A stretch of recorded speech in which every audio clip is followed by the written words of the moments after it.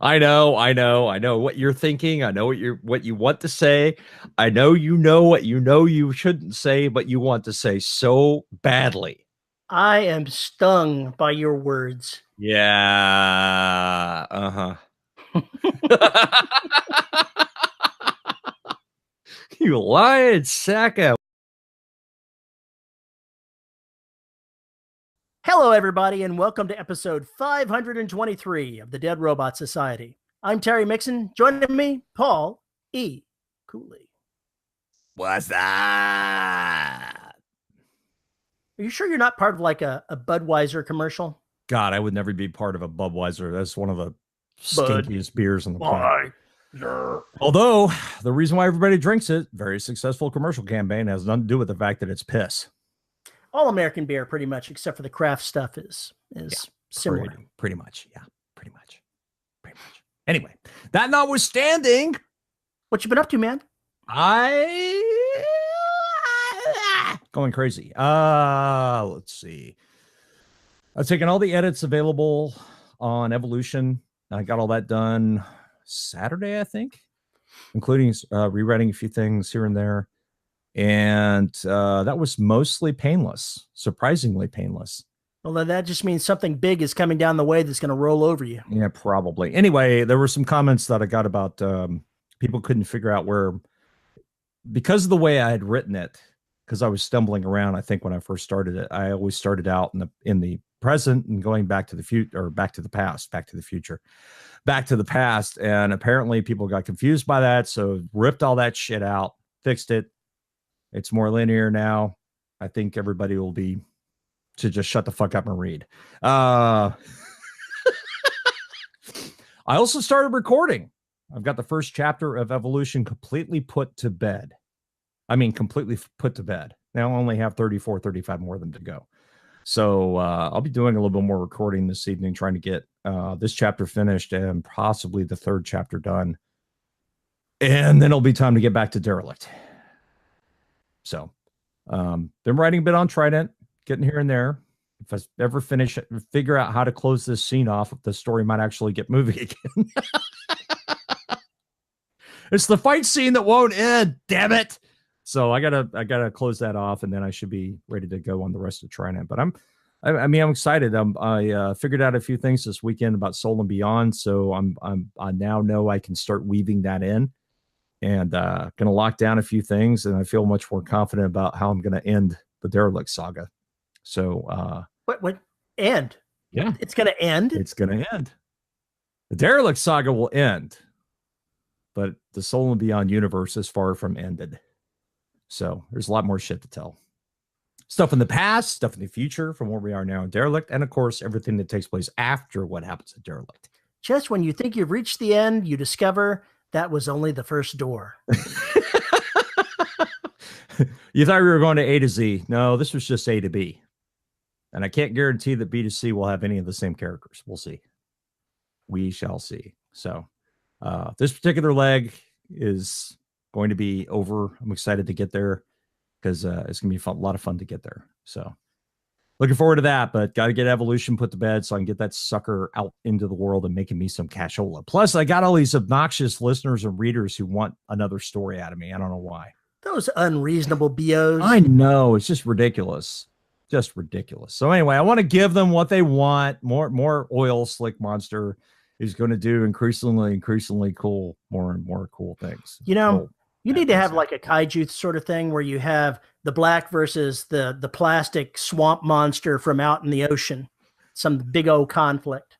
I have considered writing. In fact, I think I pitched this actually to Severed, a plastic monster. You did, and I remember you talking about it, and that's why I mentioned. I was like, you just need to have them tearing up Tokyo.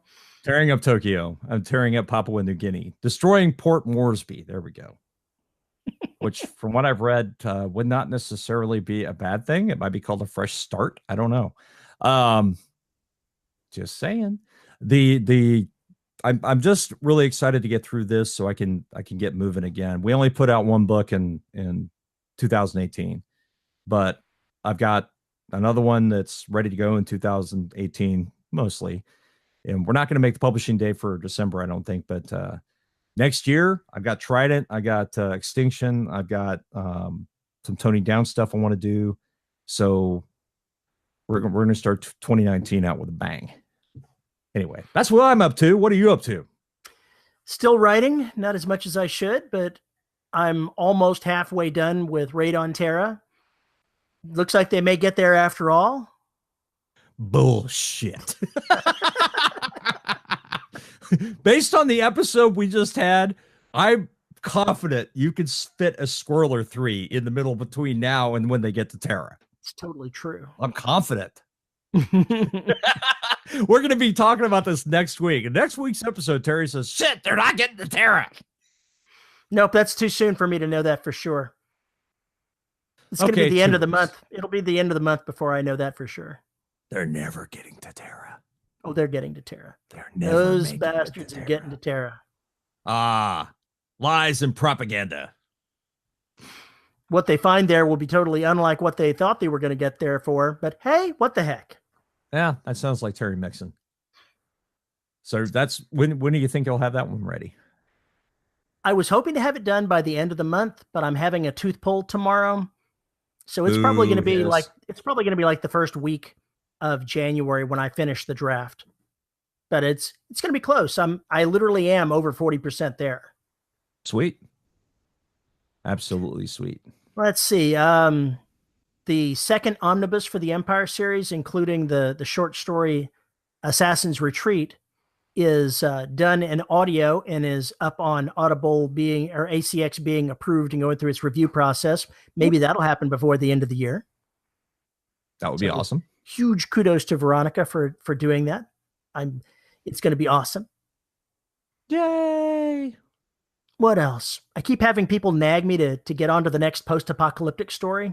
You know, it's really weird. I've got 2 books that are singletons, the post-apocalyptic story and Storm Divers, and no one ever says, when's that next Storm Divers book happening?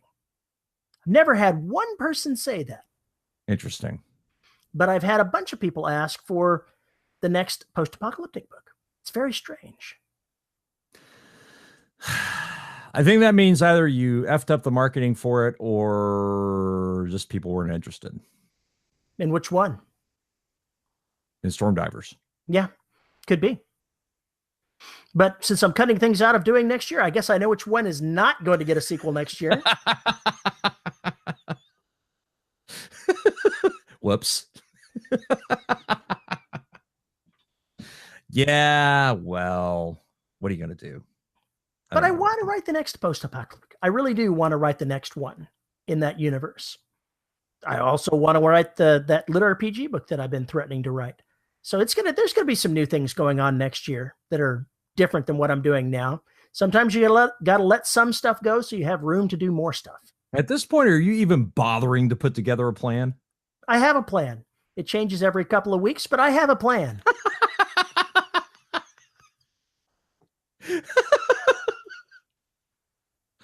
Oh, man. I think I'm just going to keep rotating for right now. I think I'm just going to keep rotating. When I finish Trident, I'll probably jump back into Extinction and get it finished, and then jump right back into Shipyards, which should be the final book in the Derelict Saga. So what I've got to do is I've got to finish the Empire book that I'm currently working on. I need to write book 4 in the Humanity Unlimited saga, and then it'll be time for the next collaboration with Glenn. Right.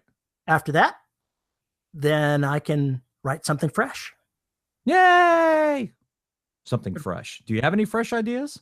Oh, sure. Apart from your stale, contrived, recyclable lit RPG bullshit. I'm going to totally put that as a quote inside the cover on side this. Author Paulie Cooley says. Exactly. The people who know us would actually cackle their asses off if they saw that. I think it's the best author quote ever. The other quote is, my bump for it is, you bought this? It would only make sense because, you remember the quote that I gave you, right? Which one? I gave you a quote said, this sounds like the most scary book Think about how much more scary it would be if I'd actually read it. Yeah, I remember that. I remember that quite well. Yes, picture of the So, black staring back at me. So yeah, I could totally put what you just said in there, and it would make absolute sense to anyone that knows us. Yes, it would. When you go through edit, make note of exactly what you said, because I'm going to go ahead and stick that sucker in there. Oh God! All right, I'll try to remember that. In any case, put that on your author page, buddy. In a world where your co-host says bullshit. No, that was last week's episode. Move on. Well, this week, man, what I want to talk about is, where do we start our stories? And, that's a lot like where we start our episodes. Sometimes we just don't know. We don't know when we start our episodes? How can that possibly be? Have you known us? I've edited us, so yeah, I have an idea what you're talking about. That's why I'm wondering, we ever begin an episode? Sometimes we do. Sometimes we just stumble our way through the opening and realize, oh, wait, this is an episode. Is that a problem ever? Not for me. Okay. Well, most of our listeners don't seem to have too much of a problem with it. So will our readers? We'll see what the listeners have to say when they get the Patreon on the episode, because we didn't actually find an episode. Sometimes a false start is a no start. Yeah, it was a non-starter. I haven't edited that disaster area yet. God, yeah, it was bad. Anyway. In any case, let's get to the meat of this. We were talking about jamming a couple of ideas together to make a unique story. You don't have to do that necessarily, but you've got to have an idea of what makes the story you want to tell compelling. Because if it's something boring, like you're telling the story of a guy going to the grocery store and buying all the items on his shopping list, and he gets back home and he's forgotten the milk, and that's your big cliffhanger. Ooh, yeah, that might not be the end of a good story. Just saying. That actually sounds like the good beginnings of a story. Now, that's a good beginning of a story. When you go back to the grocery store, then you inject the crazy. Then you've got the armed robbers taking the place out. You've got the inciting incident. Except that I don't think I would tell the story of him going to the store and doing his initial shopping. It would be starting with him returning to the store annoyed that he'd forgotten the milk. Wow, now we're going to get into an argument about this. I would actually start with him in the grocery store, because I want to know whether or not he knows the people in the grocery store. If there's somebody there he doesn't recognize, how often does he go to the store? I can set all those things up about his personality in the first 1,500 words. You could have done it though if he's not going on that first trip. If he's going back for the milk, him going through the door and somebody greeting him by name, saying, "You forget something?" Yeah, blah blah blah. You could get almost all of that information in without having to have the initial shopping trip. But see, in my story, when he goes back in, that's when something goes horribly wrong. Something can still go horribly wrong. Yes, I understand that. But then you have a touch point for those people who are in there with him. The camaraderie, the friendship. The black arrives and eats everyone. See, already we're using the same basic premise, and then it's changing because of the type of story we want to write. Well, sure. The inciting incident is going to be different depending on the genre of the story that you're going to write. If you're writing science fiction, you go back to the store to pick up the milk, and that's when the alien spaceship crashes into the store. or the aliens kidnap you with probe in hand. Or, the chocolate milk starts eating people. That's totally not science fiction. You need to go ahead and have a brand of chocolate milk called the Black somewhere in one of your stories as an Easter egg. Yeah, there's a lot of Easter eggs. I think I've put at least one Easter egg in Evolution, and we'll see who finds it. We'll see who finds it. Actually, put a couple. You should have Easter egg prizes. That would be hard to do. I should actually do that for the patrons, for my patrons. Put that together. That would be absolutely hilarious. Say, I've put an Easter egg here in this book. the first person that tells me what that Easter egg is gets a prize. And then somebody will point out an Easter egg you didn't even realize you'd put in there that points exactly to right. something else. You go on the hunt and you find it and you're like, oh, God damn, did I really? Exactly. So it can be entertaining for you too. Going, what the fuck was I thinking? Yeah, I caught in Marines, I think it's Marines. Yeah, it's Marines. I have a scene where the engineer is talking with the AI, and they're going over code together, and he mentions a certain line. Well, that line happens to be the same number as a certain Rush album. And 2 people caught it. Something. 2112. Yeah, there we go. So that was kind of cool. I just kind of like needed a number, and I was like, I'll throw this in here. Why not?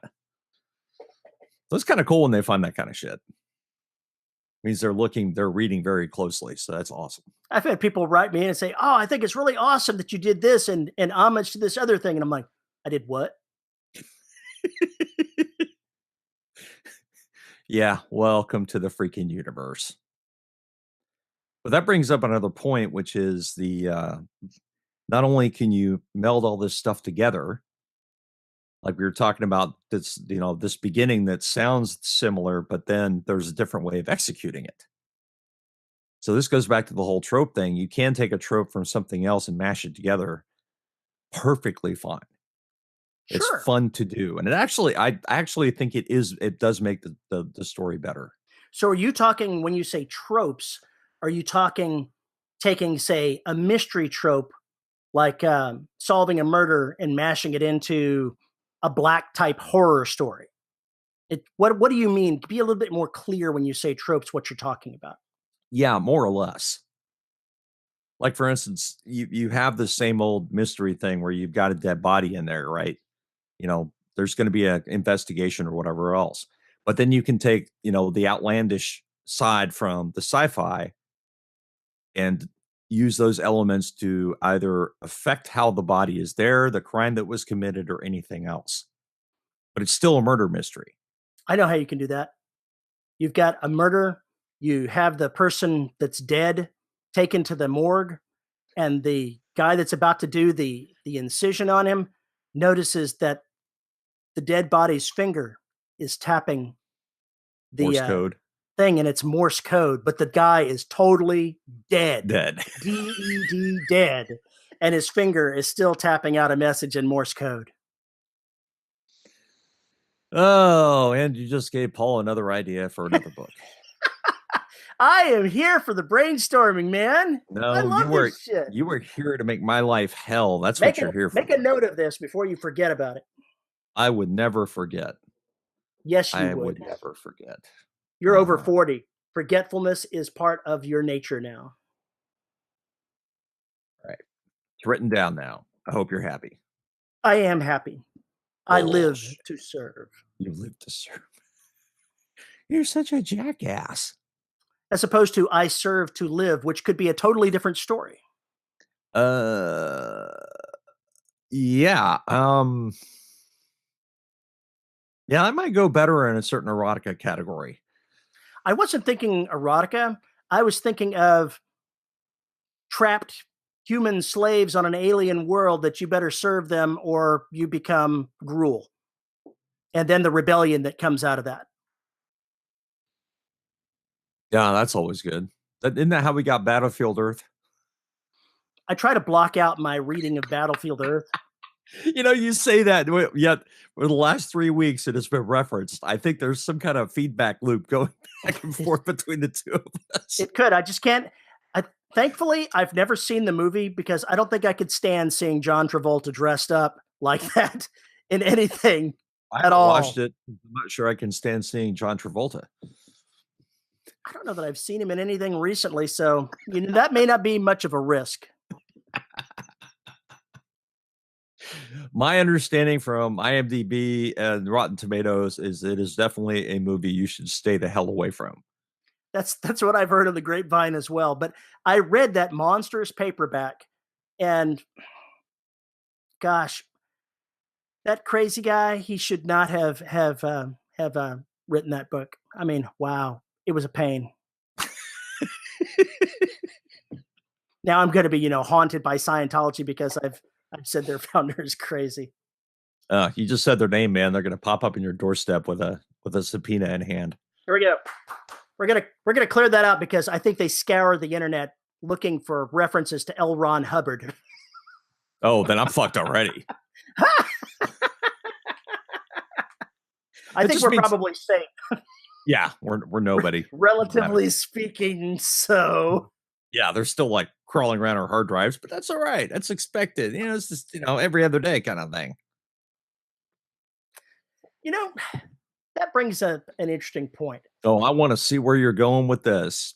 When you're writing a story, you can take things from real life and twist them to your needs, like the Church of Scientology. It's gotten a lot of flack for a lot of reasons. I am not going to sit here in judgment, although everyone knows I am judging. So I'm not going to actually bring that in there, but you can make a dystopian book by taking what Scientology is currently and dialing it up to 11. Dead Space changed it to Unitology. And then they radically changed a lot of things, but it's still recognizable. But yeah, it worked out real well. Beware the lawyers of your enemies. If you're going to take some group, file off enough of the serial numbers that they don't come looking for you, because some groups do it for fun. Yeah, well, it was an interesting take on that, but there's no reason why you can't do that with anything that's out there. Exactly. It's Scientology sparked this, and if you are a Scientologist, I apologize to you personally for saying something that you might find offensive, but it still doesn't change my view on the subject.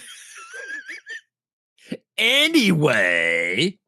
No, I feel the need to say that because some people take that very seriously, and I'm sorry. I don't agree, but okay, it's what you do. Rock on. All right. We have these initial ideas for telling stories. Some of them are good. Some of them are bad. Most of them are bad because they're ordinary. That's what I think. You come up with an inciting incident.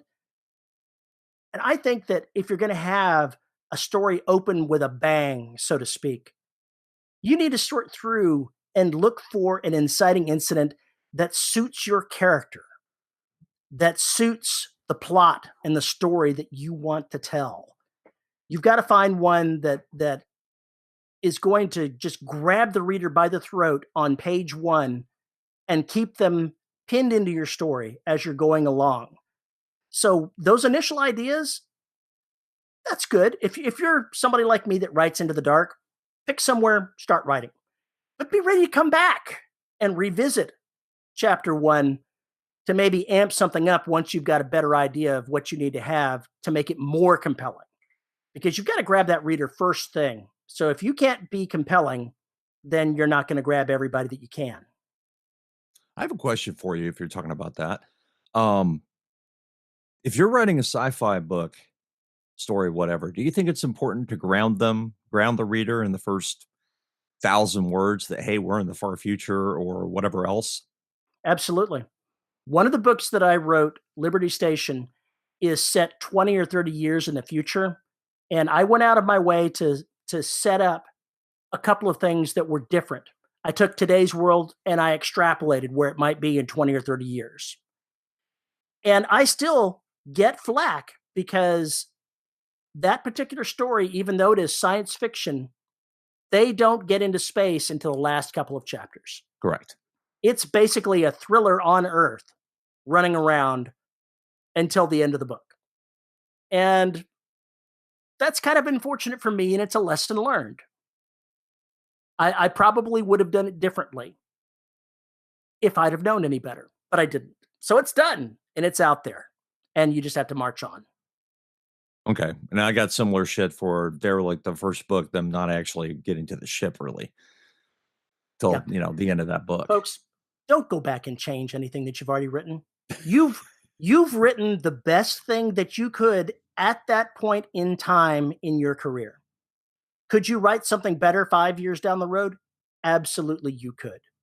do not fall into the trap of going back and rewriting your stuff, because it's a snapshot in time.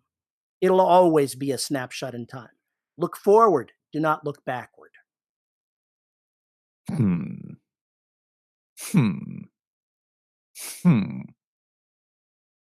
Would you rather spend your time fixing something you wrote 5 years ago, Paul, or writing something new? No, shit, no. But like, for instance, that's my point. Like, for instance, Unfinished Evolution, there's a lot of shit I had to drop, a lot of shit I had to add. So it wasn't like it was I was done. Get done to it and say, oh, it's done. No, because it needed help because I fucked it up in the best way possible at the time.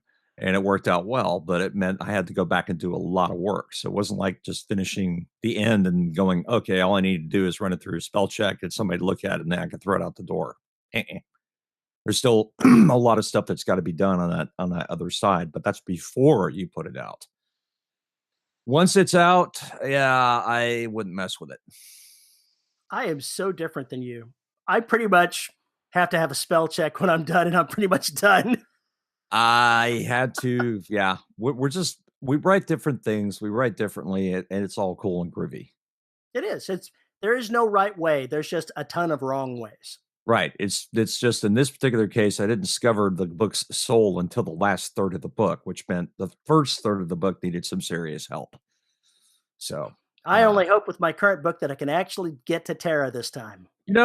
I just don't understand. You were all set out to Terra, and then it was like, oh, I don't want to go to Terra. It's such a pain in the ass there. And there's all this work I got to do at Terra. No. And you've just been, avoiding it by hitting every gas station on the way there, trying to make sure you ride. Totally not what happened. This was more of a driving down the highway. Oh, yep, we're on the way to Terra. Oh, donuts. We found another roadside attraction. We'll be right back in 4 days. Yeah, pretty much. Shiny. Yeah, I still think you need to make your next bundle that has all these books. A funny thing happened on the way to Terra. That's what the bundle should be called. Well, that's going to be the comedy story that I set in this universe. Yikes! Yikes! It's so bad. I knew I should have took that left turn at Arcturus. The puns. I still wonder just how many of our listeners know what that's supposed to be. Albuquerque. That's what it's supposed to be. A Bugs Bunny thing. No, putting in a pun would be making sure. I use flip points as my exits and entrance, into various solar systems. So I could go ahead and put a hidden flip point out by the orbit of Uranus and call it the back door. That's a pun. Would you please not pronounce it as your anus? Is that how it's pronounced? No. Is that how everyone pronounces it? No, it is Uranus. Yeah, that's what you say. Oh my God. You're trying to educate people, try and give them a new thought every day. All I do is shit on you. Okay, then, you bastard. I'm making a mental note to do exactly that during this story. Have Uranus take a shit on somebody? No. Make sure to put the back door near Uranus. Oh, God. Somebody's going to give me hell for that, but I'm going to do it anyway. Oh, I can use that in shipyards. Make a note. I'm making a note.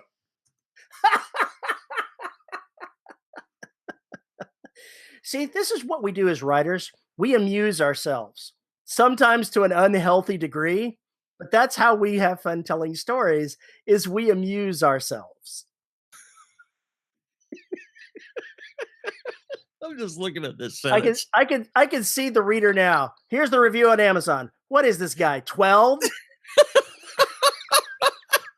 No, I feel sorry for the poor fucker who's going to try and read that aloud for the audiobook. Oh, there's a little gotcha right there for the audiobook saying, I want outtakes.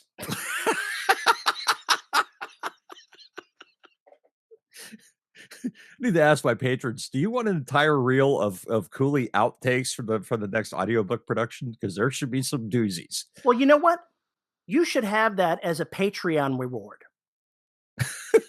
I'm being totally honest. I know. You should. I know. That's the kind of thing that they couldn't get anywhere else. There are a few things where I put one out there when I just completely lost my shit when I wrote a sentence that rhymed 3 times and was impossible to say, and I just I gave them that because I finished reading and went, who wrote this shit? I've had moments where somebody narrating mine has asked me similar questions. Yeah, you sit there and you look, wow, this is a really awesome sentence. Yeah, try and read it aloud. Well, to be honest, it wasn't that hard to read, but apparently it was enough of an unfamiliar word to the narrator that it was one of those kryptonite moments, could not say that word to save their lives. I was compared to Chris Lester because I put that word in there. Oh, okay. You Lestered somebody. Gotcha. I'm not even sure what that means. It means that Chris used a word that people had to go look up. Is that what that means? Or probably more importantly, it is a word where they interchanged with the words on either side of it. The syllables get your tongue all twisted. I still have the audio outtake from that. It's funny. Or it could be she just had the last problem with Chris Lester or has one with him every episode. Who the hell knows? Who knows? Regardless. It's fun to have stuff like that. You could throw out to your patrons and go, ha ha ha. Yeah. Ha ha. Yeah. Uh-huh. You ever thought about having an alternate storyline, scenes that are deleted that still make sense, released to your patrons, going, here's an insight of what was going on behind the scenes that no one else will read but you? I have thought about writing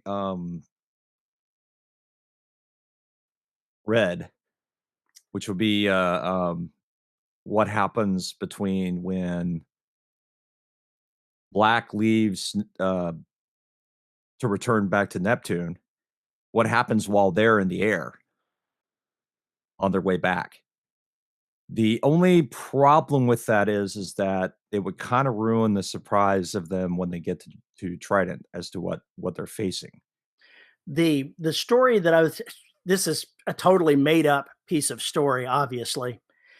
You have a secondary character that vanishes from the story for a while, and when he comes back, his head is shaved and he has a tattoo of something ridiculous on his bald head. And they said, what the hell happened to you? I don't want to talk about it.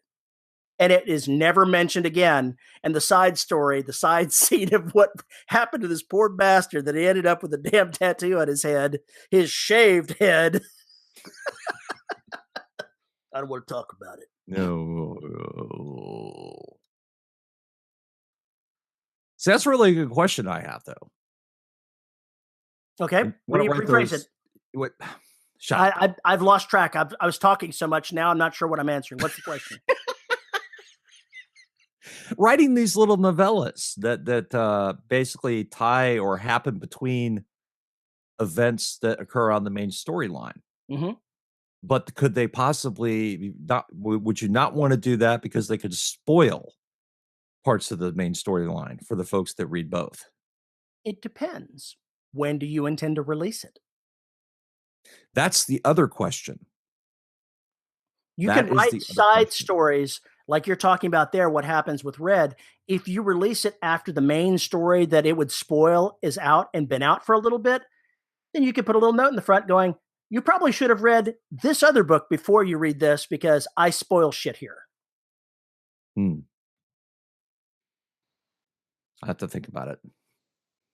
And then, of course, there's another one that I could write. It can be done. It totally can be done in a way that doesn't spoil it. If you put a note up front saying, this story takes place here, events take place that may spoil the events in this novel, so please read the other novel first. And then if they read it anyway, who do they have to blame? Themselves. Not that it's going to stop them from blaming you, mind you, but you've done what you can as an author. And you know, and then it brings up in my case, I could technically have Jesus, I could spend 70,000 words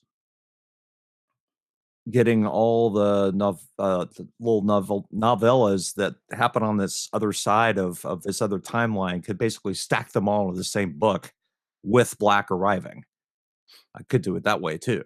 You could even have a novella where the AIs are watching the characters perform whatever task they're doing and talking amongst themselves, going, yeah, this is really going to fuck them up.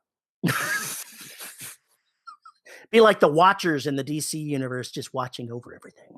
Yeah, just, you know. Wait a minute. Is that DC or is that Marvel? I can't remember. I think it may be Marvel. I don't remember which it is. I think the Watchers are Marvel, but whoever it is, whichever comic book universe has them, I don't care. She's just saying that the trio is back there, just, you know, with bags of popcorn, just toss them in their mouth. And, whoa, look at that! I think you should do this. Wasn't there a Star Trek episode where they had like a quorum of robots that had to agree on stuff for explanation? They got them with logic. I can't even remember how it worked now. Sounds vaguely familiar. I don't remember if that was a Mud episode or what. You remember Mud? Yeah, they had robots where they used illogic to fuck them up. Yeah. There you go. Yeah, we kept messing with them. That's what immediately jumped into mind. No idea why. Not a clue. I don't think you're going to be able to use that kind of deal on a real sophisticated AI. It might throw them for a loop for a little bit, but they'll adjust their reactions because they're more sophisticated. Well, I think when you're talking about a sentient AI, I think it's a lot more difficult to get them into logic traps. Because a lot more difficult, but not impossible. Probably not. Well, you can still get human beings in logic traps all the time. So yes, of course you're going to be able to do it. But could you have a tinfoil hat wearing AI? That's what I want to know. A conspiracy theorist tinfoil hat wearing AI. See, I just got this idea of like a bunker out in the desert. It's got no internet connectivity at all. Not connected to anything, behind a, you know, EMP shield and all this kind of things. And once a day or once an hour, every 30 minutes, somebody brings in like a parcel. And that parcel goes in, the AI digests the offline data and does its thing just to make sure that AI never gets infected, never gets touched. Okay. And then somebody infiltrates it. Or it's the only thing that survives. Then inadvertently, it gets the complete run of I Love Lucy.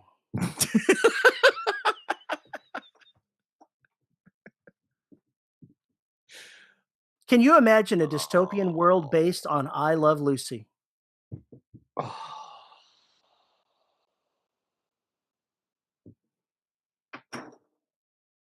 Pardon me for a moment. Are you making a note?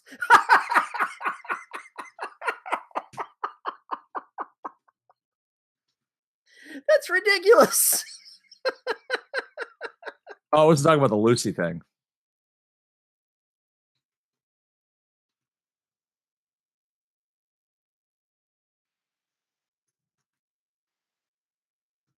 Yep.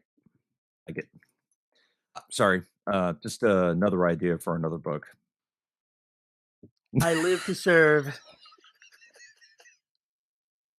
It's amazing how just shooting the breeze with someone can give you ideas. This just looks like a good Soul and Beyond book idea, actually. Really good idea. Awesome. Yeah. It's terrible when that happens. Let's get back to story. Please. We've been talking about story. Even in our meandering way. We've been wandering around story. It's time to actually get to grips, pick it up, poke, prod it, smack it around. I'm not sure that's the kind of story that you want in your universe, unless they're spanking and ticklers. I'm not sure that that's the same kind of story. What's your point? I don't have a point. I just wanted to say spanker and tickler. That's it. Well, now that we have that established, was there something else you were going to say about story? Well, I'm saying that the chaotic methods that people come up with to come up with ideas to make their stories new and unique and different and exciting. The last part of that, I think, may be the most interesting part of this. Whatever you're writing about has to be personally exciting to you. If you're going to write a story and the inciting events and what happens is a chore, it's going to come through to your readers. You need to have something that you can't wait to sit down at the keyboard every day and go, what the hell am I going to do next? What the hell am I going to do to my poor bastard characters that are just going to make them curse me? And I hope they never come to life because I'm a dead man. Not that Paul would know anything about that. No, not at all. Have you ever put yourself into a novel? Nothing more than a hidden cameo. I was going to say, you could have, your characters kill you off in some Patreon only short story.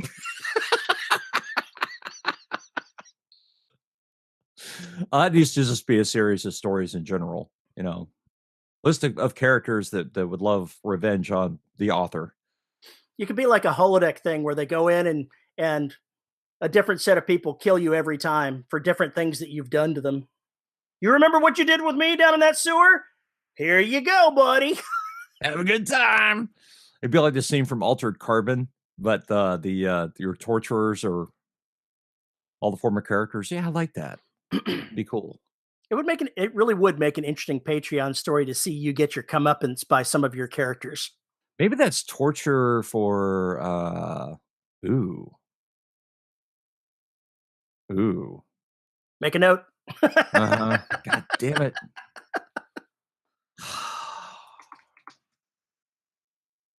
Harry?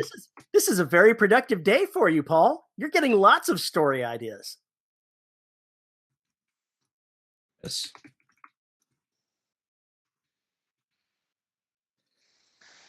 I hate you so much right now. You do not. Oh, big time.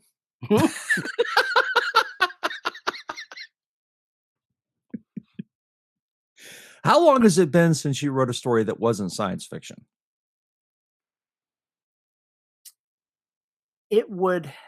Science fiction is a big umbrella. I understand that. I wrote some stuff for Charlie Brown that were more urban fantasy set in the past. That may have been the last time I've written something outside of science fiction. Well, I did write a post-apocalyptic novel. True, but that's technically science fiction. Technically, yeah. Technically. I was just curious on that because you've been rather monogamous lately. It's because, there's a lot of things to interest the eye underneath this big umbrella called science fiction. No shit. That's the understatement of the century. I've got the game lit RPG idea that early next year I'm going to write.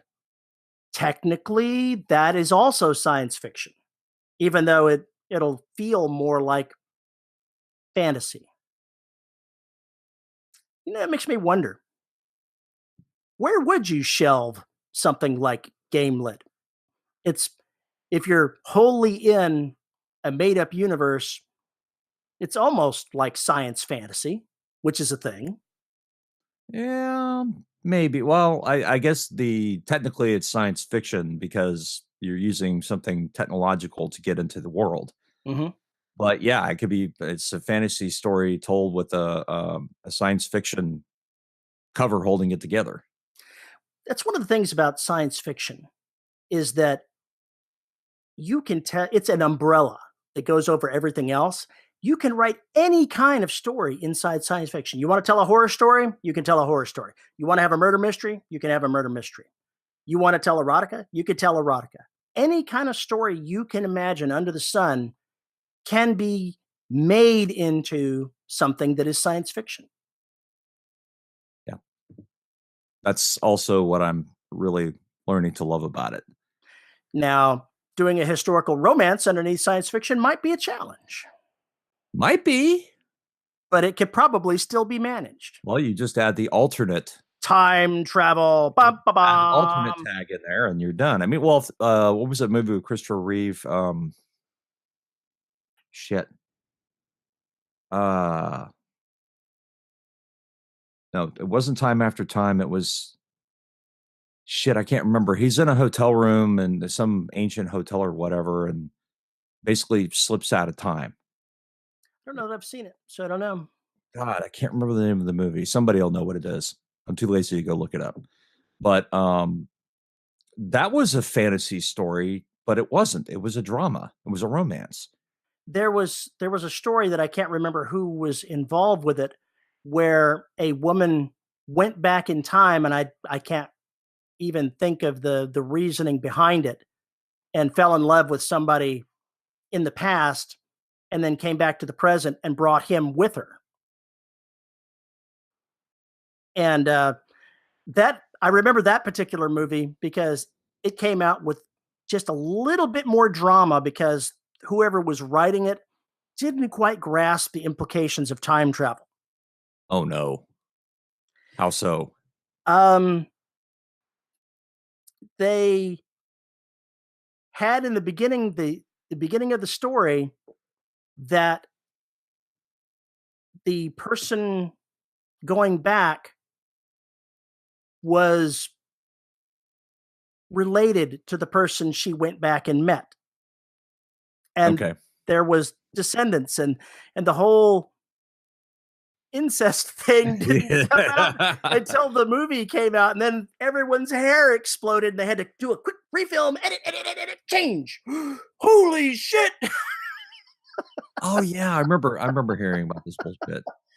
It's Yeah, because basically somebody didn't think about the implications of what they were doing. Or they were from some place where a family tree doesn't branch. In this case, it was a grandfather type sort of thing, so it really didn't branch. Yeah, Futurama made so much fun with that. All's Well That's Roswell, one of the best Futurama episodes ever. Fry gets warned not to do these things because they're out of time, and he does all of them inadvertently, every single one of them inadvertently. And the ramifications are absolutely hilarious. And so are the comments back and forth. It's good stuff. Yeah, I'd have to do a little bit more searching here to find the right one. Apparently, there's more than one movie that has inadvertently done that. Be careful when you have time travel. Be careful who you have romances with.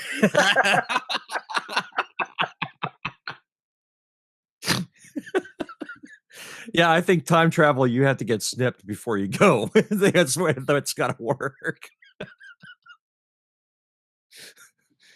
to curtail these kinds of eventualities. Just saying.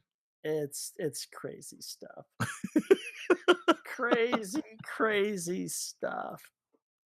I'll have to look it up later because now I desperately want to know what movie that was. I just I think it unfortunately it is very easy to do when you start including that kind of stuff, or it can get very easy to screw yourself on something that is so simple you just completely missed it.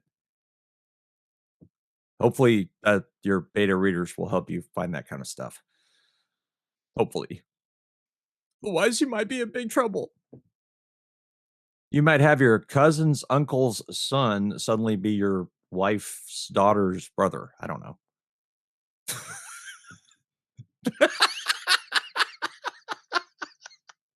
Okay, I was going somewhere with that, but I lost it. I lost the thread. All right, then let's go ahead and try to herd this show to a close then. There's a way to herd this show to a close? And it's not a very pretty sight.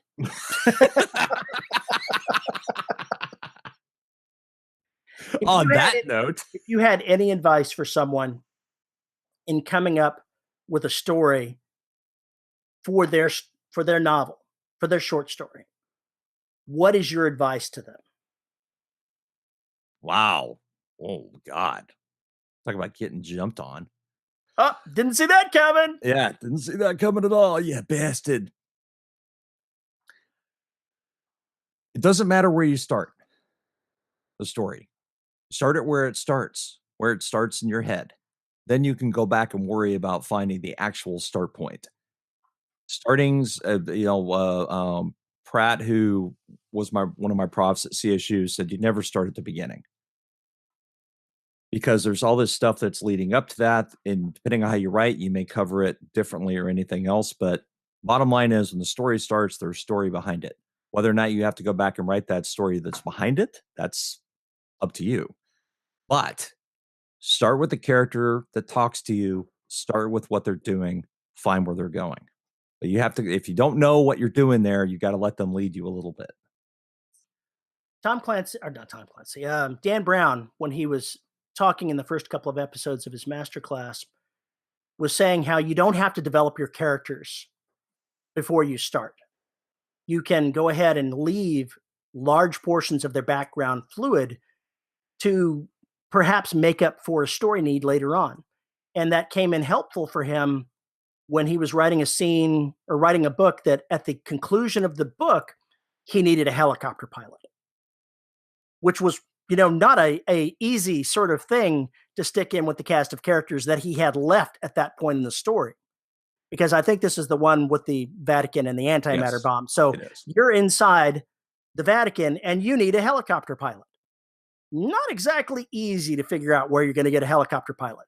So he took one of the, I'm assuming priests, I believe it was a priest. I think it was, yeah. And when he was a young man, he flew a rescue helicopter as his living.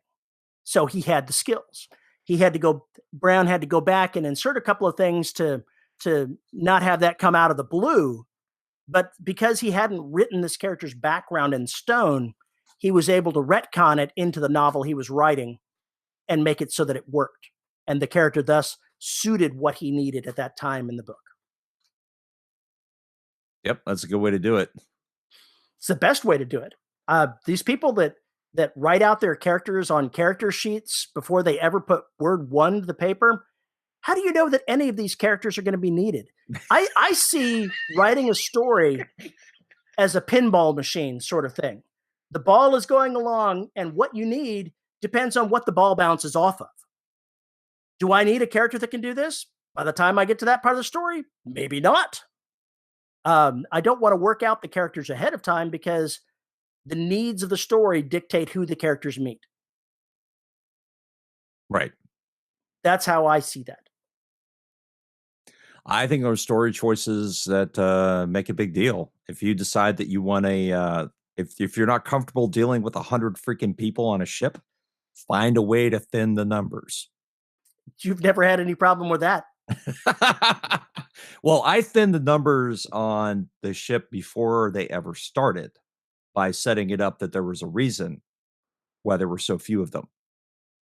So that was the way I got around that. But yeah, it's the same thing with the characters in Derelict in the Black. There are certain parts of their backstories I didn't know were there until, oh, that'd be cool if they had that. Well, no problem. I can add that in this book and we're on our way. It's the best way to do it is that discovery. That's the way you and I work. There are people who get around with the outlining and character sheets. Well, if it works for you, go for it. But that is the one part I really love about discovery writing. If I need to have a character have a brother or sister, I'm in luck because I've never mentioned them one way or the other. I've never said they had them. I've never said they didn't have them in most cases until the need for a brother or sister comes up. Then that becomes something that's in the background. And I'll have to come up with a reason why nobody's ever mentioned it before. That's the black sheep in the family. I'm the black sheep in the family. Some reason like that. We are estranged. It was over a gambling debt and a woman. Would be awkward when you're sisters. Yes. I'm just saying a possible reason for it. Had nothing to do with sex or anything else. I'm just saying that's why we're estranged, because we were in love with the same woman, man, whatever. See, that's a really juicy backstory. It is. And you can dial it up to 11 with your backstory by introducing that kind of controversy and then having to have the characters interact and be trapped together. Or one of them welched on a bet.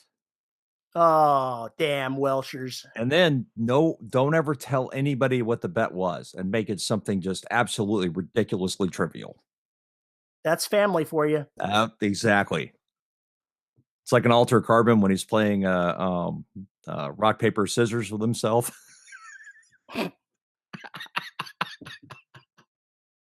Be the same kind of thing. Be very funny. I love that scene. Love that scene. It shouldn't be so much longer until the next Altered Carbon comes out. Now I'm jonesing to see what happens next in that series. Yeah, I also am very curious to see where they take it because they have so much they can play with. So many different things they can play with now. I'm going to use that as a cue to jump into answering my own question of what do I think you should do for your story. I'm going to use Altered Carbon as my basis here. You can have as much background detail behind the story as you like, but you only have to share the parts that are relevant to the story and the characters. Things that enhance the character, make the character have to work harder. The whole nature of character is what do they want and why can't they have it? And that's the basis of story. You've got to have everyone, no matter who they are in your story, they want something, but they cannot have it for some reason or another. And mixing those all together is where you get your story.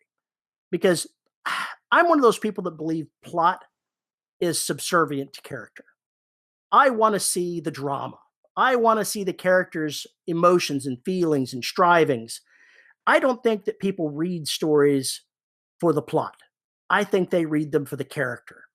And I use story as a character of its own to go ahead and just be a dick and keep the damn characters from getting what they want. If you can find a way to go ahead and use all the elements of your story that you're putting together to create obstacles for your character, your main protagonist, in success of achieving their goals, then I think you're going to write an interesting story that people will want to read. Another one of those tricks is basically if you have an idea for something later on, it's easy to go back and set it up. Maybe an aspect of your character, you need their car to fail. Some point in time, you come across that in the story where their car needs to stop working. What? Harry Dresden. Yeah, Harry Dresden. And Dresden's set up at the very beginning for us to know that anytime he's in the car, it's going to be a disaster area. But you can have a character who's driving around, have their oil light on, or their low pressure tire gauge on, or whatever else, and somebody asked them about it, and just roll on through it. Maybe the car is covered in fast food bags and everything else. You can tell all these things about the character, but then that gets used in the story later because a tire blows out, or the car grinds to a halt because the oil pan was leaking and now there's no oil in it. Well, now you have your perfect excuse and your perfect way to strand them, and it's their own damn fault, which makes it even better. Yeah, totally true. I'm a big meanie that way. It's kind of like you just set up the karma and then you let it just kind of roll out. You need to have a ship called Karma. No. So that it could happen to people. No. I saw that movie and Leonardo DiCaprio dies in the water. I'm pretty sure that boat wasn't named Karma. No, it wasn't, but it would be if it was out today. Aren't they making a new one?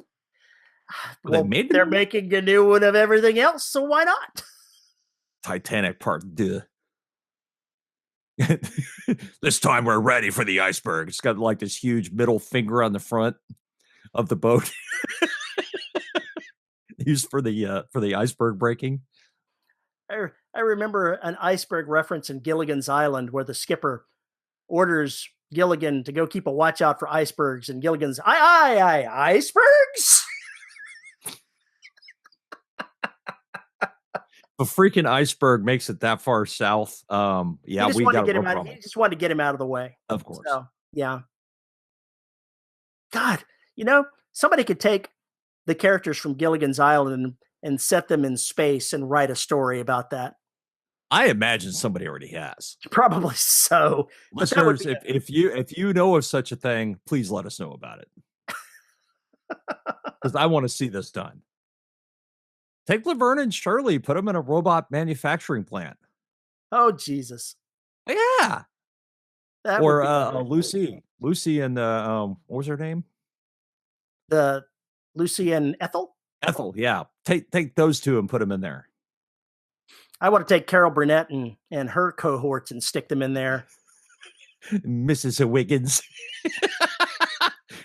Mrs. Wiggins, you have to keep the spacesuit closed. Jesus, I can see that story now. Sashaying around with the hips and the nails dry. If only we had the talent to write that kind of story. Exactly. I'm just, God, stuff that sticks with you 30, 40 years later, it's still just in there running around in like a hamster wheel. Conway in space. Oh my God. Yeah. You know, that's one thing I really miss about the shows, those kind of variety shows where you got to see just, they were filming it live. There was nothing they could do. What happened. Yeah, well, you know, Tim Conway was just a bastard. He'd go out of his way to make Harvey Korman just break up. I think it was one of his life goals. It was one of his life goals. But then I think he was much more interested in making everybody crack up, including the people behind the camera. So. But he would go off on his own little tangent, just veer completely off script, just to try to make his co-hosts break up, to break character. And think about a wonderful character that is to have in a group. Because you would then have that person who can play maybe some lighthearted pranks every now and then when things get too serious. Maybe that's the way they respond to stress. Oh, Jesus. I could just see a scene in The Black, you know, or in your the ship The Black, where they're going along and something dangerous is going on, is happening. The pilot throws himself into the pilot's couch and finds the whoopee cushion that somebody put in there.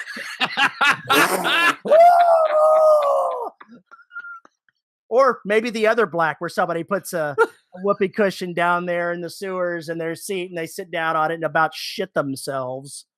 Yeah.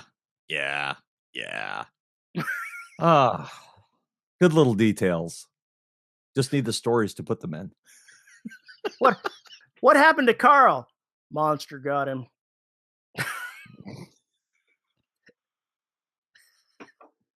He took the back door on Uranus. What are we, 12? Yes. On that note, let's go ahead and drag this show to a close. If you would like to tell us your best Uranus joke, send us a note at show@deadrobotsociety.com. Tweet them to Paul at Paul_E_Cooley at Twitter. You can find us on Facebook at the Listeners of the Dead Robot Society Facebook group. The good folks at podhoster.com host all of our audio episodes for your listening pleasure. You can find the video of this on YouTube at youtube.com/DRS podcast. And of course, our patrons can find us on Patreon at patreon.com/DRS podcast, where for as little as $1 a month, you can get exclusive content and have Paul mock you when he reads your name if you're a $10 subscriber, and perhaps even change what you put in your name because it hasn't changed often enough to suit him. Paul, who is it that you're going to mock today? I did not have time to go through and get the mocking list done. So they've got another week. Another week. But unless I think of something on the fly, which is usually a bad idea because I'm just not very skilled that way. And as of this writing, our $10 patron, as of this recording, our $10 patrons are Sue Bayment, JD Barker, Jack F. Erickson, Kelson, the average male gets bored of a shopping trip after 26 minutes. Deal. Isabel Cushy, Rick, it's Nano, and I'll catch up with DRS in December. Shaw, well, that's coming soon. Lisa Slack, Mandy Sandpants. Tracy Bodine, shut up. John Cogella, Devin Lee, Drew NaNoWriMo kicked my ass, Bernardi, Chris Winder, Andre Conde Moraes, DJ Chamberlain, and J.R. Handley. Thank you, folks. Thank you so much, folks, for your support. It means a lot. All right, I need to get on the plane to Colorado. Already? What time do you fly out? Noon tomorrow. It's pretty close. But we're recording this today, so by the time this comes out, I'll be on the plane. This is true. Yeah. So there, it's like, actually, yeah, that's for the patrons. So the rest of you will see me after I get back to Colorado. This time shit gets so weird. I don't know how you people write books like this. It's because you're unhinged in time. Yeah. All right, let's get out of here. All right. Bye, folks. We will see you later. Bye.